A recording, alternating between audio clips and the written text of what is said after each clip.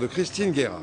Des fleurs, on va encore en profiter, mais en allant faire un petit tour maintenant de l'île de la Réunion. Là-bas, ce sont des fleurs tropicales qui font la fierté des Réunionnais et la curiosité des touristes.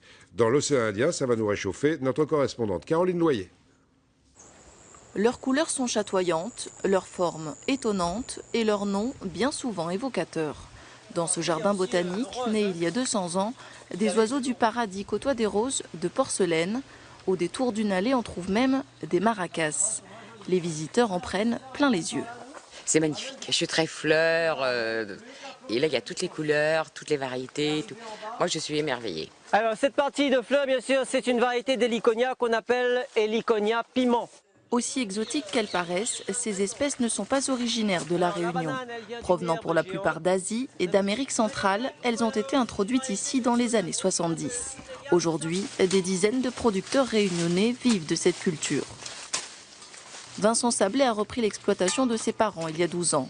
Une plantation de 7 hectares, l'une des plus importantes de l'île. Selon lui, ce qui fait le succès de ces fleurs, c'est bien sûr leur aspect, mais aussi leur durée de conservation, 15 jours en moyenne, car elles ont une spécificité. Ce qui est coloré, ce ne sont pas des fleurs, ce sont des bractées. Et ces bractées s'apparentent en termes de comportement à des feuilles. Ça va se ternir petit à petit jusqu'à arriver à quelque chose qui est sec, mais ce n'est pas une fleur qui va faner en une demi-journée.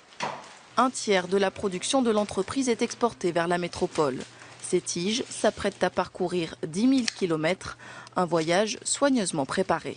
Elles ont besoin d'être protégées les unes des autres pour éviter le frottement à l'intérieur du colis. Donc en fait, ce qu'on fait, c'est qu'on remballe toutes les fleurs dans leurs feuilles. Finalement, la seule chose qui manque à ces belles des champs, c'est le parfum. Elles n'ont pas d'odeur, mais elles ont un avantage sur la concurrence. Elles poussent toute l'année. Et là-bas, dans l'hémisphère sud, c'est l'été, je vous le rappelle.